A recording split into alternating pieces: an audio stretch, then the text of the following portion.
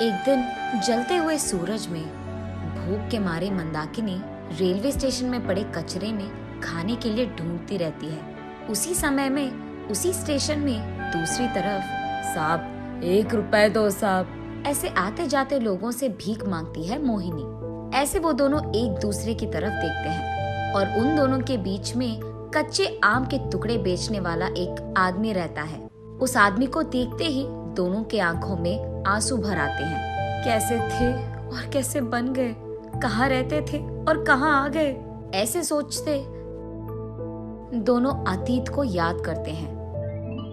एक छोटी सी घर में मंदाकिनी, मोहिनी, उनका पिता रंगैया और माँ रत्तालू एक ही घर में साथ में रहते थे। रंगैया बहुत बीमार था।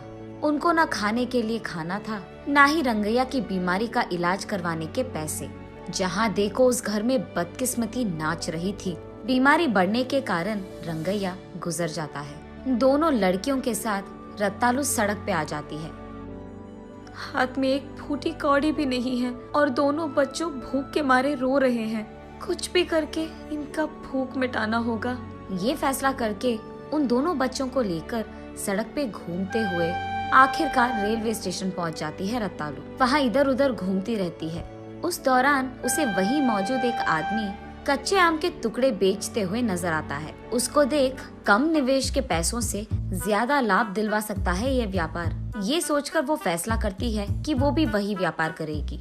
लेकिन उसके पास निवेश के पैसों के लिए एक फूटी कौड़ी भी नहीं होती है। एक जगह पे आम से भरे एक पेड़ को देखती है। वो छिपकर उस पेड़ के सारे आम को चोरी कर लेती है।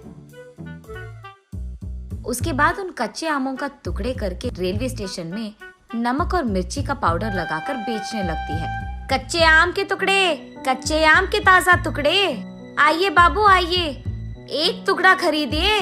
नमक और मिर्ची से बनाए हुए मीठे मीठे आम के टुकड़े, आइए बाबू एक टुकड़े का स्वाद कीजिए।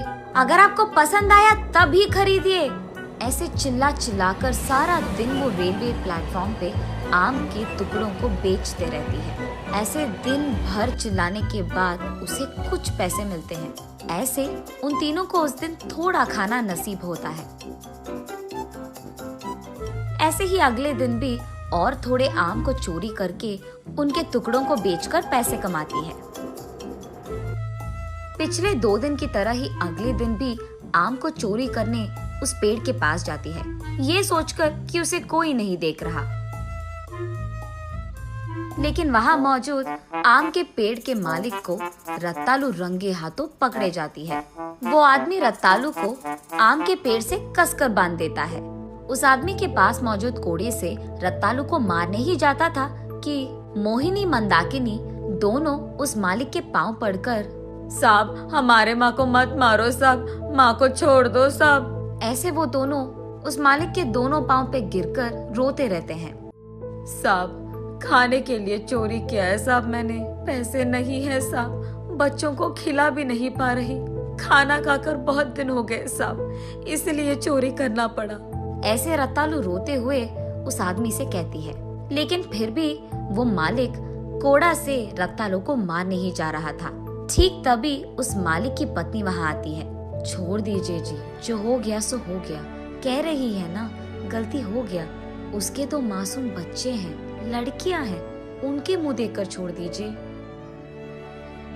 ये सुनकर मालिक, देखो आइंदा अगर यहाँ तुम नजर आई तो इस बार जिंदा नहीं छोड़ूंगा, ऐसे क्रोधित होता है। आइंदा ऐसे कभी नहीं करूंगी साहब, मुझे माफ कर दीजिए।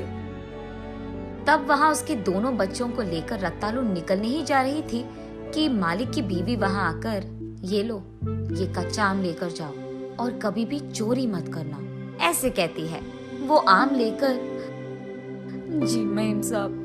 वहाँ से उस आम को उसके दोनों बच्चों को लेकर रत्तालू घर जाती है।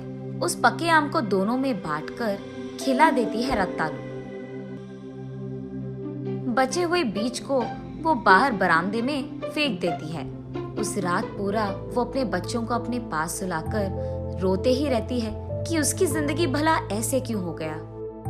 अगली सुबह जब रत्तालू के बच्चे दोनों बाहर आते हैं, ये देखते हैं कि उनके घर के बरामदे में भरा सा आम का पेड़ था। रातों रात उगे इतनी बड़ी आम के पेड़ को देख दोनों चौंक जाते हैं। वो ये अपने माँ को दिखाकर कुछ देर बाद तीनों होश में आते हैं।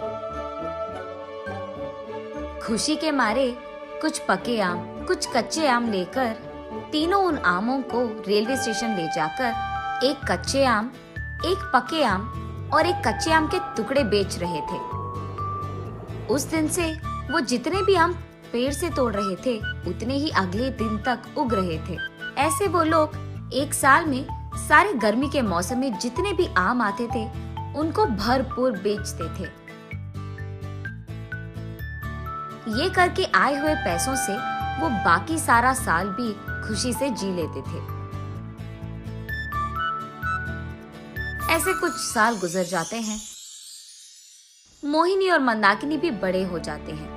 रत्तालू बीमार होती है और उसके गुजर जाने से पहले दोनों बेटियों को बुलाकर ऐसे कहती है, तुम दोनों में बंटवारा करने के लिए मेरे पास कोई जायदाद नहीं है, क्योंकि तुम दोनों को भी पता है कि इतने दिन हम कैसे जिए।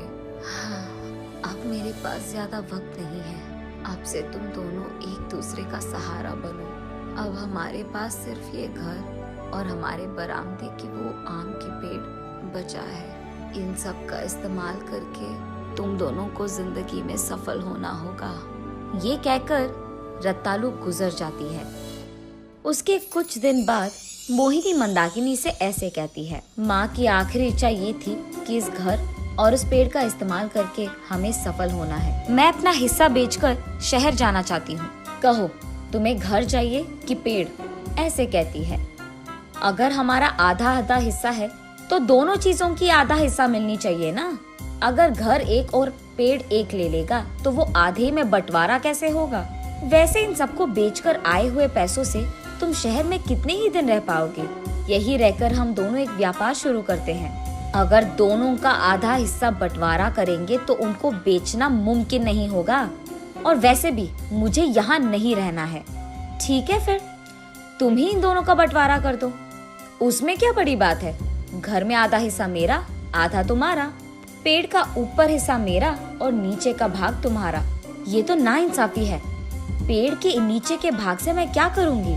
तो फिर घर और पेड़ के आधे हिस्सों से मैं भी भला क्या ही करूँगी? शहर कैसे जाऊंगी? अगर वो नाइंसाफी है तो ये भी नाइंसाफी है। अच्छा तो ठीक है, पेड़ के नीचे का भाग तो मेरा ही है ना, मैं उसके साथ जो भी करूं मेरी मर्जी।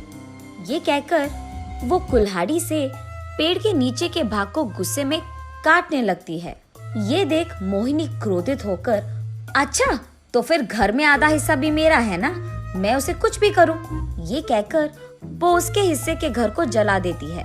कुछ देर बाद आम का पेड़ नीचे गिर जाता है और उनका घर सत्यानाश। ऐसे वो दोनों बिना सोचे समझे गुस्से में ये सब करने के कारण ही उनका जिंदगी पलट जाती है। ना उनके पास काम करने के लिए कुछ है, ना खाने के लिए कुछ। सड़क पे भीख मांगते हुए रह गए। ये सब याद आने के बाद वो वर्तमान में आकर यही सोचते रहते हैं कि सोच के बिना किए हुए इस हरकत का इतना बड़ा परिणाम होगा, ये उन्हें नहीं पता था। लेकिन अब बहुत देर हो चुकी थी। नैतिक दरवाजा खड़खड़ाकर आए हुए किस्मत को और मौके को कभी ना नहीं करते। अगर उनका सही उपयोग नहीं किया तो जिंदगी पलट जाएगी।